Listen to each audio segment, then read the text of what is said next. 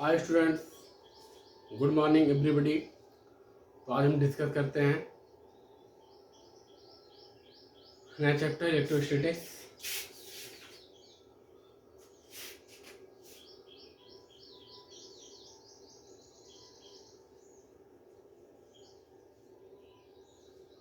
Electrostatics यानी कि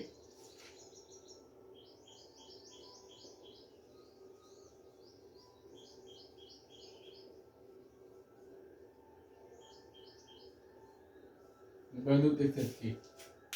देखिए, इलेक्ट्रोस्टैटिक्स यानी वैद्युत स्थितिकी, यानी ऐसा वैद्युत जो क्या रहे, स्थिर रहे। ऐसा वैद्युत जो क्या रहे, स्थिर रहे।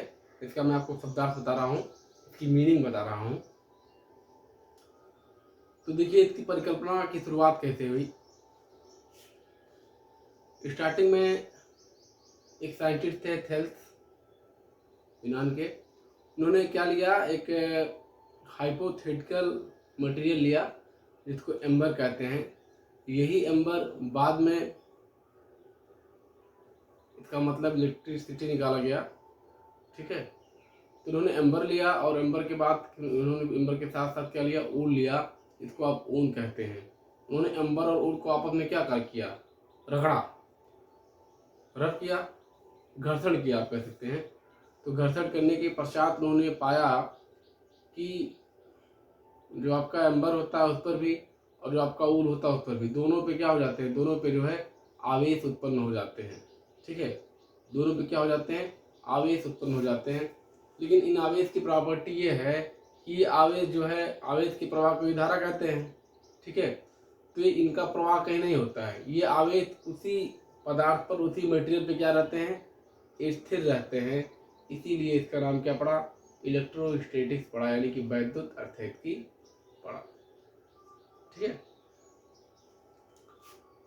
दूसरी चीज, आप कोई भी डाई इलेक्ट्रिक मटेरियल, जैसे आपका ग्लास यानी कांच हो गया और आपने उसकी छड़ हो गया, उसको अगर आप आपस में रब करेंगे, रगड़ेंगे, तभी आपको वही रिजल्ट प्राप्त होगा, सेम रिजल्ट आपको तब भी प्राप्त होगा। तो ये सब जो है फिनोमेना थे जिसके बेसिस पे इसका नाम इलेक्ट्रोस्टैटिक्स पड़ा। या आप ऐसे कर सकते हैं, जब किसी समान तरह के दो पदार्थ को आपस में हम क्या करते हैं, रगड़ते हैं, तो रगड़ने पे क्या होता है, उनका आवेश जो है एक दूसरे पे क्या हो जाता है, ट्रांसफर हो जाता है। इसी घटना को क्या कहते हैं, वैद्युत स्थितिकी कहते हैं। लेकिन ये आवेश धारा के प्रवाह को बनाए रखने में अक्षम होता है। ये केवल उसी वस्तु पे स्थिर होता है जिस वस्तु पे ट्रांसफर होता है। चलिए, ठीक, अब हम बात करते हैं डेली लाइफ एग्जाम्पल की।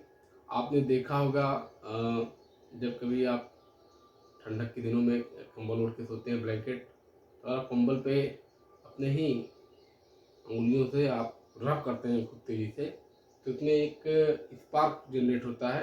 हालांकि वो स्पार्क कितना नहीं रहता कि आपको झटका लगे, बहुत माइक्रो लेवल का होता है। लेकिन आप अगर इसको रात में करके देखते हैं सोते समय अंधेरे कमरे में, तो एक स्पॉट आपको दिखाई देता है, एक स्पार्क दिखाई देता है, जिससे स्पॉट एंड लाइट भी निकलता है। तो इससे पता चलता है कि हाँ, इसमें आवेश है। ठीक है, रगड़ने से। या आप जब कभी कपड़ा वगैरह निकालते हैं, अपना वूलन का क्लॉथ पहने होते हैं, ठंडक के दिन में अक्सर जब आप धूप वगैरह में बैठे रहते हैं कभी कभी, तो क्या होता है कि जो हमारे शरीर के जो स्किन पे जो रोए हैं, ये रोए क्या होते हैं, खड़े हो जाते हैं। ठीक है, हल्का सा हमको जो है फील होता है।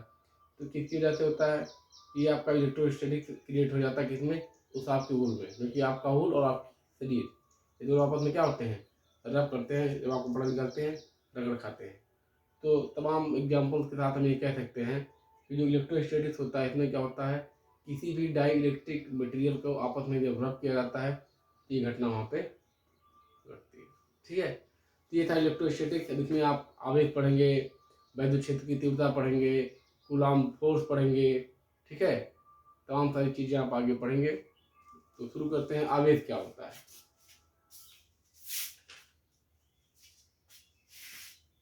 आवेश, जिसको आप चार्ज भी कहते हैं, आवेश यानी कि चार्ज। तो चार्ज के बारे में जो परिकल्पना है, आवेश, आवेश को ऐसे तो कहा नहीं जा सकता है। अब इसको ऐसे आप दो भागों में डिवाइड कर सकते हैं। It is of two types, एक आपका धन आवेश होता है, एक आपका ऋण आवेश होता है। इसको कहीं कभी कभी कभी प्रोटॉन भी कहते हैं और इसको क्या कहते हैं, इलेक्ट्रॉन कहते हैं। दोनों का जो सिंबल होता है, दोनों का सिंबल, दोनों का जो वैल्यू होता है equal to 1.6 into 10 to the power minus 19 coulomb. Coulomb ने इसकी खोज की थी, इसलिए इसको कूलाम इसका मात्रक माना जाता है इलेक्ट्रॉन का। ठीक है। दूसरे शब्दों में अगर हम बात करें तो एक फार्मूला आपने पढ़ा होगा, Q equal to N E. Q equal to N E, जहाँ पे Q आपका क्या है, Q आपका आवेश है, ठीक है। N आपका क्या है, नंबर ऑफ इलेक्ट्रॉन, N आपका क्या है, number of electron, and E is the electron. ठीक है। ये आप कह सकते हैं मैग्नीट्यूड ऑफ इलेक्ट्रॉन। तो इस संबंध से हम इसको आप ऐसे डिफाइन कर सकते हैं कि the bunch of electron is known as charge. The bunch of electron is known as charge, यानी आवेशों के समूह को ही क्या कहते हैं, सॉरी, इलेक्ट्रॉनों के समूह को ही क्या कहते हैं, आवेश कहते हैं। ये दो प्रकार का होता है, एक धन आवेश, एक ऋण आवेश। ठीक है, पॉजिटिव और नेगेटिव। इसकी कुछ प्रॉपर्टीज हैं, जैसे प्रॉपर्टीज इसकी ये है, इसको तोड़ा नहीं जा सकता है। अब आप सोचिए कि इलेक्ट्रॉन को हम कई भागों में डिवाइड कर दें तो ऐसा संभव नहीं होता है। या आप ये सोचें कि हम 3.5 इलेक्ट्रॉन की बात कर रहे हैं, 4.2 इलेक्ट्रॉन की बात कर रहे हैं, तो भी ऐसा नहीं होता है। इलेक्ट्रॉन जब भी रहेगा अपने पूर्ण गुणज यानी कि अपने जो है मल्टीपल में रहेगा, E2 E3 E1000 इस रूप में अपने ये रहेगा। ये आपका क्या होगा, ये आपका आवेश हो गया। चलो ठीक है, विजिबिलिटी सही है। ये आपका क्या हो गया, ये आपका हो गया आवेश। ठीक।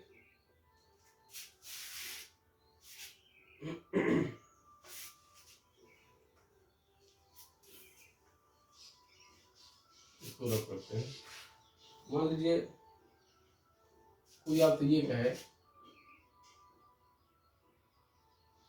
कि एक कूलाम आवेश में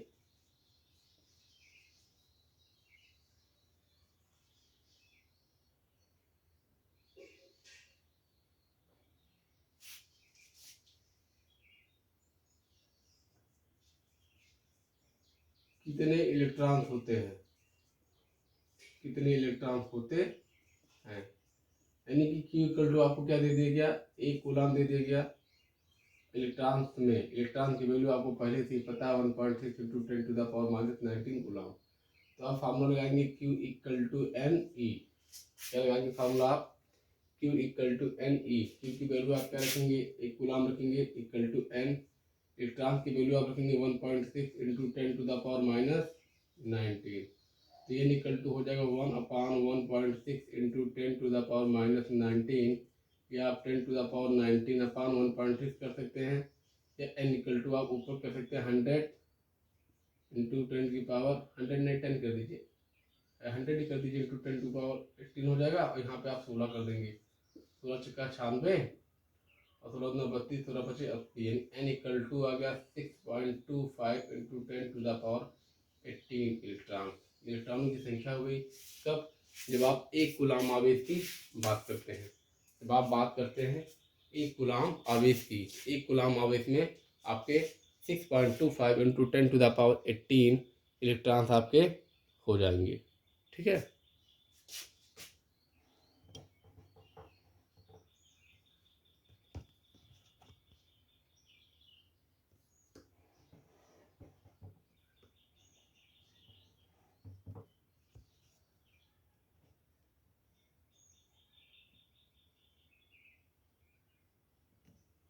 चलिए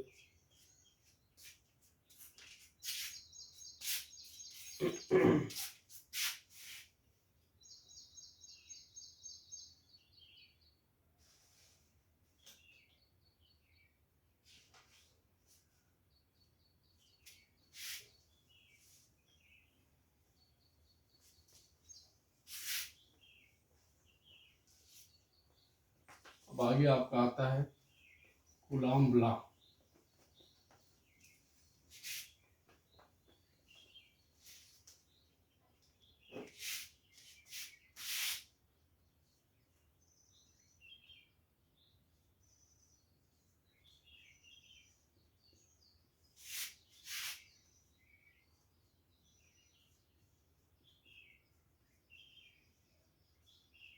कूलॉम का नियम।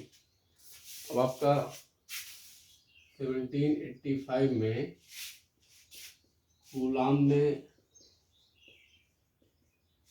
इसके आकर्षण या प्रतिकर्षण गुणों की व्याख्या करने के लिए, यानी अट्रैक्शन और रिपल्सन कब होता है चार्ज के केस में, इन्होंने एक थीसिस दिया। इसी को क्या कहते हैं, कूलॉम का नियम। इसका स्टेटमेंट आप सुन लीजिए। अगर मान लीजिए आप यहाँ पे आपके दो चार्ज Q1 और Q2 रखे हुए हैं, जिनके बीच का डिस्टेंस कितना है, स्मॉल r है। इनके बीच का डिस्टेंस कितना है, स्मॉल r है। तो फिर जो आपका इस पर लगने वाला फोर्स रहेगा F, वो इनके जो है चार्ज के जो इनका परिमाण है, मैग्नीट्यूड है, इनके गुणनफल के अनुपाती हो जाएगा, ठीक है। और इनके बीच की दूरी के वर्ग के व्युत्क्रमानुपाती हो जाएगा। दोनों को हम अगर कंक्लूड कर देंगे तो Q1 Q2 अपान क्या हो जाएगा, R स्क्वायर हो जाएगा। या F इक्वल टू आप करेंगे तो 1/4 pi epsilon naught Q1 Q2 upon R square. ये रिलेशन आपको ये क्या हो गया, मिल गया। तो आप ये कह सकते हैं कूलॉम लॉ में किन्हीं दो स्थिर बिंदु आवेशों के बीच, किन्हीं दो स्थिर बिंदु आवेशों के बीच लगने वाला आकर्षण अथवा प्रतिकर्षण का बल दोनों बिंदु आवेशों के परिमाण के गुणनफल के अनुक्रमानुपाती तथा उनके बीच की दूरी के वर्ग के व्युत्क्रमानुपाती होता है। स्टेटमेंट एक बार फिर से सुन लीजिए। अकॉर्डिंग टू कूलॉम लॉ, किन्हीं दो स्थिर बिंदु आवेशों के बीच लगने वाला आकर्षण अथवा प्रतिकर्षण का बल दोनों बिंदु आवेशों के बीच के गुणनफल के अनुक्रमानुपाती तथा उनके बीच की दूरी के वर्ग के व्युत्क्रमानुपाती होता है। इस तरह से आपका आ गया F equal to 1/4 pi epsilon naught Q1 Q2 upon R square. ठीक है, ये वैल्यू आपको मिल गई। अब इसमें देखिए आकर्षण अथवा प्रतिकर्षण का बल, इसका मतलब ये हुआ अगर आप जानते हैं कि सेम चार्ज रिपल, या आप कह सकते हैं like charge ripple and unlike charge attract. अगर आपके समान तरह के आवेश हैं, एक दूसरे को क्या करेंगे, प्रतिकर्षित करेंगे। जबकि अगर आपके विपरीत तरह के आवेश हैं, अपोजिट आपके चार्ज हैं, तो एक दूसरे को क्या करेंगे, आकर्षित करेंगे। अगर यह मान लीजिए यहाँ पे पॉजिटिव और यहाँ पे भी पॉजिटिव रहेगा, तो दोनों आपस में क्या करेंगे, दोनों आपस में रिपल्सन क्रिएट करेंगे, यानी कि प्रतिकर्षण बल लगेगा। या आप ऐसे कह सकते हैं यहाँ पे भी माइनस हो, यहाँ पे अगर प्लस हो, तो दोनों आपस में क्या करेंगे, दोनों आपस में अट्रैक्शन फील करेंगे, यानी कि आकर्षण होगा। अगर दोनों माइनस हो तो क्या होगा, तब भी समान तरह के आवेश हो गए, तभी क्या होगा, प्रतिकर्षण होगा। तो ये आपका हो गया कूलॉम लॉ। अच्छा, इसका जो मात्रक होगा, इसका मात्रक क्या हो जाएगा, इसका मात्रक भी हो जाएगा न्यूटन, क्योंकि फोर्स का मात्रक क्या होता है, न्यूटन होता है। इसको अगर आप थोड़ा सा सिंप्लीफाई करें, F इक्वल टू 9 × 10⁹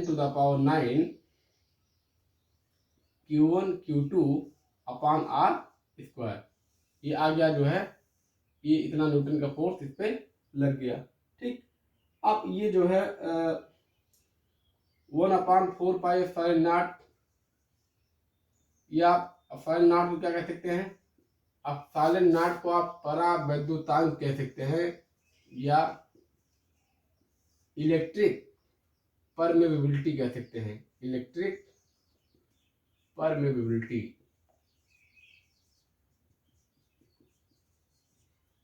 ये आपका हो गया।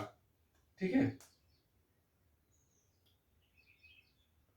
अगर आपको एप्सिलॉन नॉट की वैल्यू निकालना हो, आपको बताया कि 1/4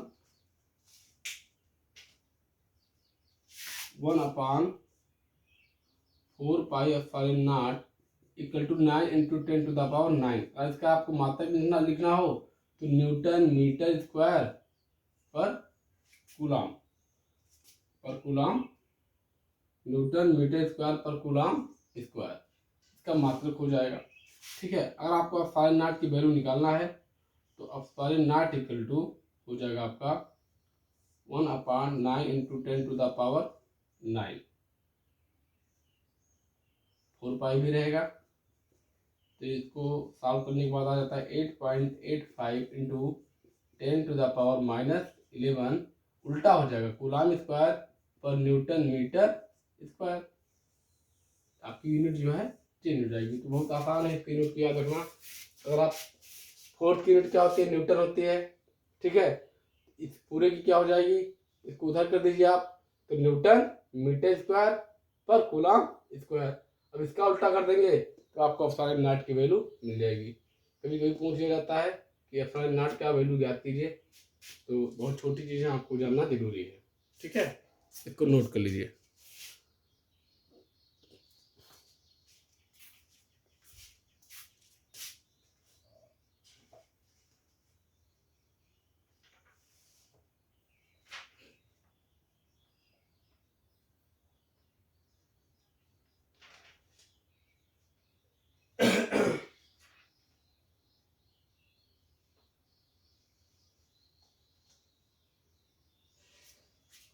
इस क्वेश्चन इसी पे आप सॉल्व करिए, तो मिटाते हैं, स्क्रीनशॉट ले लीजिएगा।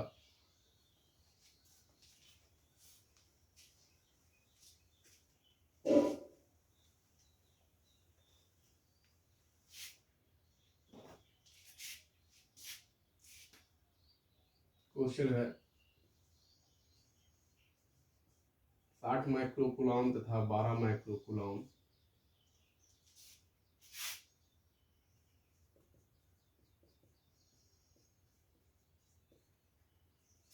के दो बिंदु आवेश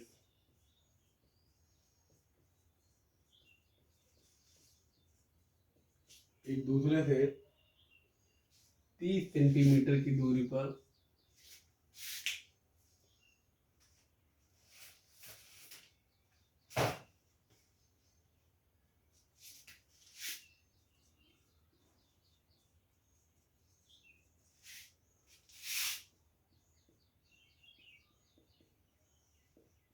रखे हैं।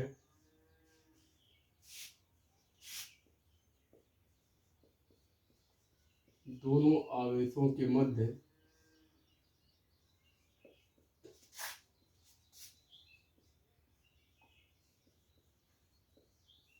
लगने वाले बल की गणना कीजिए।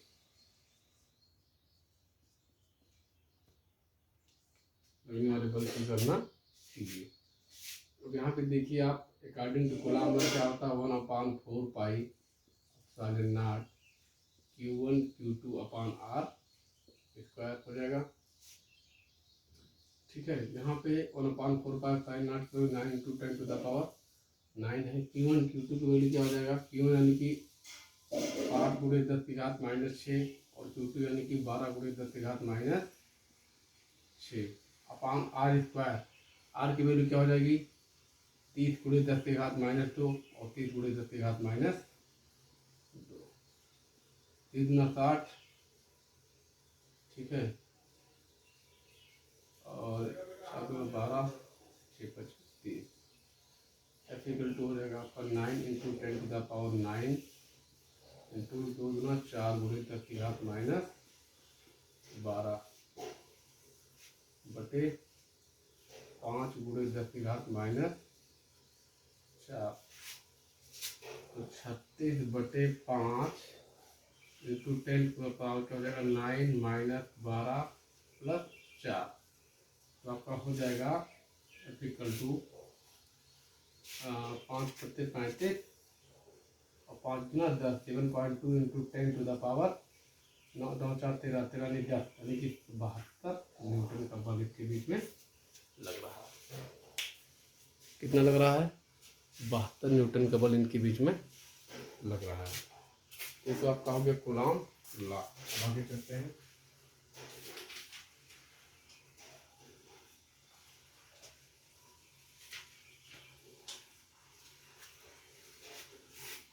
इसको रब करते हैं।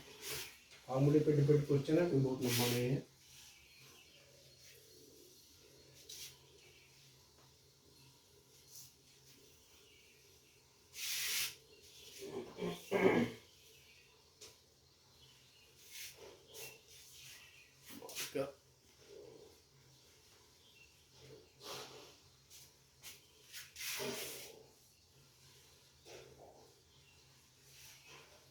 आगे आपका आएगा वैद्युत क्षेत्र यानी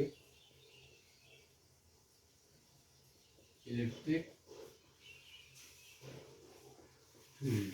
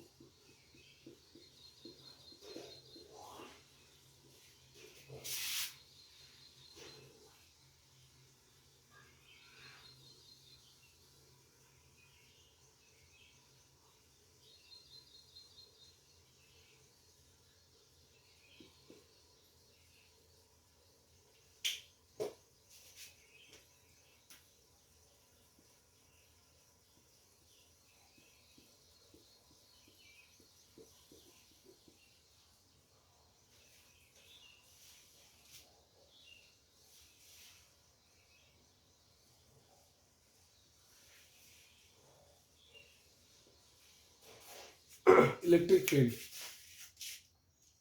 इलेक्ट्रिक फील्ड में क्या होता है, कोई एक ऐसा क्षेत्र जिसमें कोई आप दूसरा आवेश लाते हैं तो जो है अपने ऊपर क्या करे, एक बल का अनुभव करे।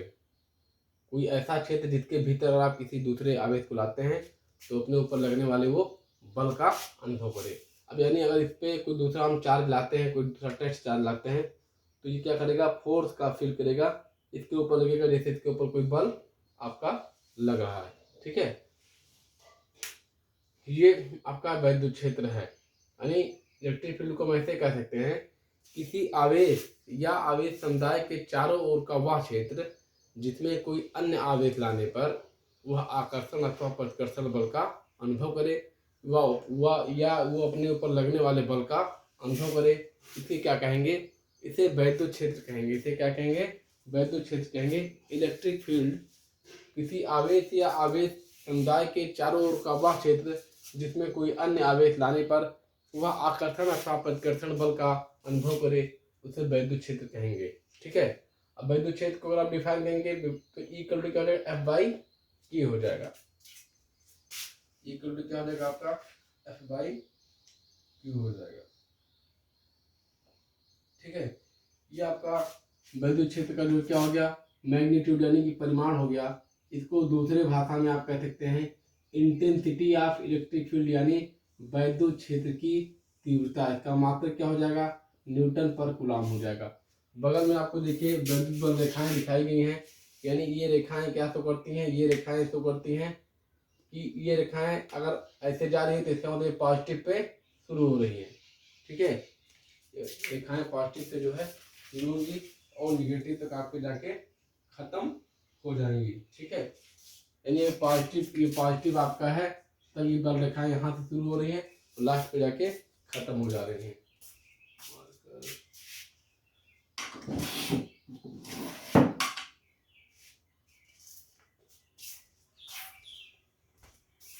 इसे वैद्युत बल रेखाएं कहेंगे। क्या कहेंगे, इसको कहेंगे वैद्युत बल रेखाएं। यानी अगर आपका ये वैद्युत क्षेत्र है ये आपका कौन सा क्वांटिटी है, ये आपका वेक्टर क्वांटिटी है। कौन सा क्वांटिटी है, वेक्टर क्वांटिटी। वेक्टर क्वांटिटी क्यों कहा गया, क्योंकि इसको शो करने के लिए मैग्नीट्यूड और डायरेक्शन दोनों की रिक्वायरमेंट होती है। इसको शो करने के लिए मैग्नीट्यूड और डायरेक्शन दोनों की रिक्वायरमेंट होती है, इसलिए इसे क्या कहते हैं, इसे कहते हैं वेक्टर क्वांटिटी। ठीक है, सदिश राशि। दूसरी चीज यह है कि इसको आप ग्राफ से भी डिनोट कर सकते हैं, ग्राफिक से। इसको आप लाइन से भी शो कर सकते हैं, इसको आप ऐसे भी शो करते हैं। 2-3 तरीके हैं इसको शो करने के। अब हम बात करेंगे वैद्युत बल रेखाएं। तो वैद्युत बल रेखाएं देखिए खींचा गया बगल में। तो वैद्युत बल रेखाएं क्या होता है, एक कर्व से में खींचा गया क्या होता है, एक काल्पनिक रेखा होता है। क्या होता है, एक काल्पनिक रेखा होता है जो वैद्युत क्षेत्र के पे जो वैद्युत क्षेत्र द्वारा लगने वाले बल को निरूपित करता है। जो वैद्युत क्षेत्र द्वारा लगने वाले बल को क्या करता है, निरूपित करता है। इस रेखाओं को क्या कहते हैं, इन रेखाओं को वैद्युत बल रेखाएं कहते हैं। क्या कहते हैं, वैद्युत बल रेखाएं कहते हैं। इसकी कुछ प्रॉपर्टी है वैद्युत बल रेखाओं की। ये ऋण आवेश धन आवेश से चलती हैं और ऋण आवेश पे समाप्त हो जाती हैं। किसी बिंदु पर खींची गई जो स्पर्श रेखा होती है, उस बिंदु पर धन आवेश पर लगने वाले बल की दिशा को प्रदर्शित करती है। कोई भी दो बल रेखाएं एक दूसरे को काट नहीं सकती हैं, क्योंकि उसके कटान बिंदु पर दो स्पर्श रेखाएं खींची जा सकती हैं जो इस बिंदु की दो दिशाएं को प्रदर्शित करेंगी। ठीक है, ये रेखाएं अपनी लंबाई की लंब दिशा में एक दूसरे से दूर हटने का प्रयास करती है। इसी कारण समान आवेशों में प्रतिकर्षण होता है और विपरीत आवेशों में आकर्षण होता है। ये रेखाएं खिंची हुई लचकदार डोरी की तरह लंबाई में सिकुड़ने का प्रयास करती हैं। इसी कारण विपरीत आवेशों में आकर्षण होता है। ठीक है, एक छोटा सा टर्म आपका आता है, इसको भी आप जान लीजिए। इसको टेस्ट चार्ज कहते हैं। क्या कहते हैं, टेस्ट चार्ज। टेस्ट चार्ज क्या होता है, जिसको हम कहते हैं दूसरी भाषा में परीक्षण आवेश। क्या कहते हैं, परीक्षण आवेश। देखिए नाम सही है परीक्षण, इंग्लिश में कहें टेस्ट। इसको क्यू नॉट से डिनोट करते हैं। परीक्षण आवेश आपका काल्पनिक रूप से परीक्षण के लिए उपयोग किया जाता है।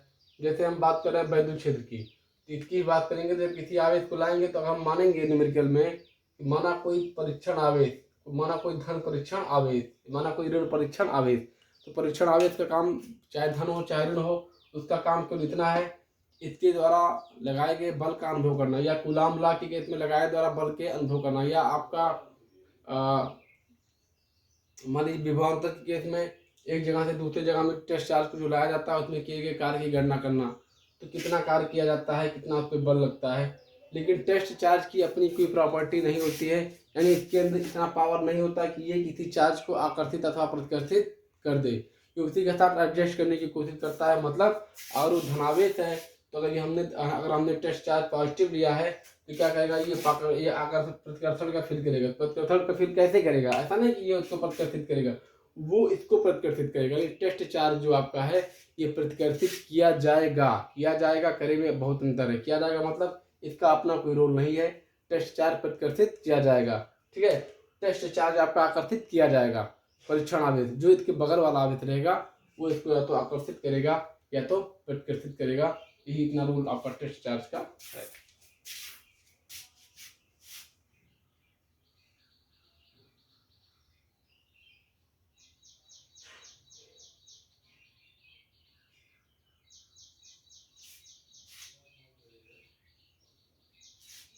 अब चलिए इसको रब करते हैं, आगे बढ़ते हैं।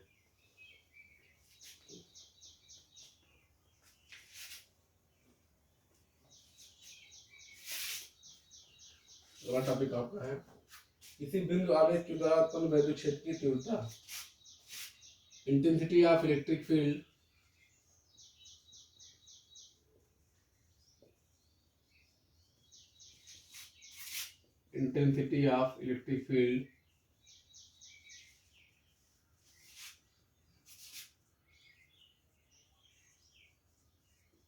Due two point charge.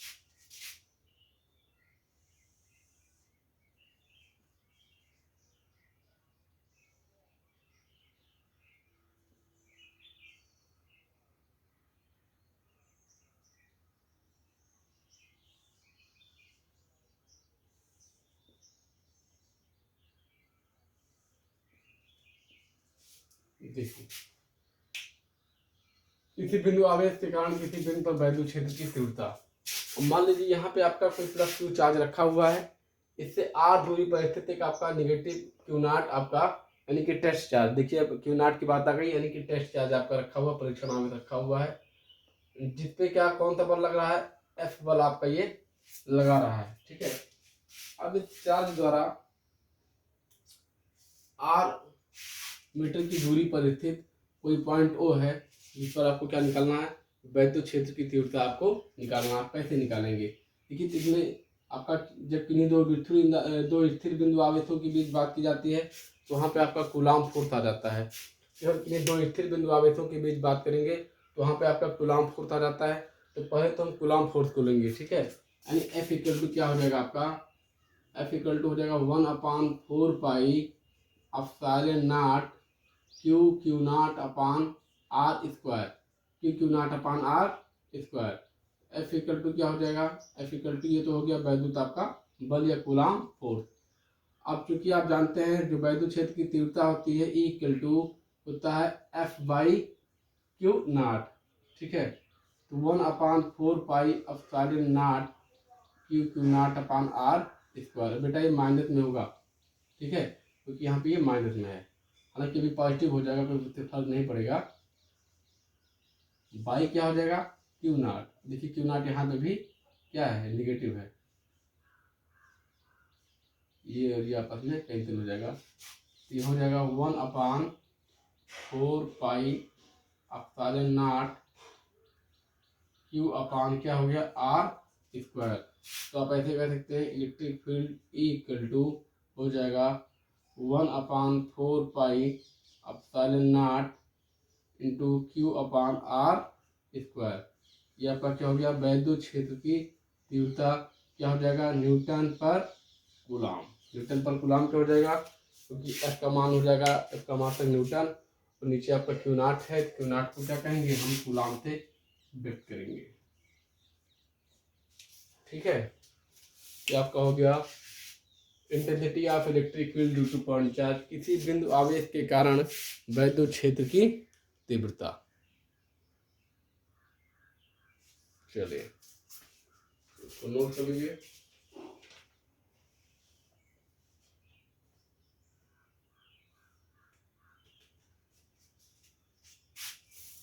तो ठीक है, आज के लिए इतना ही।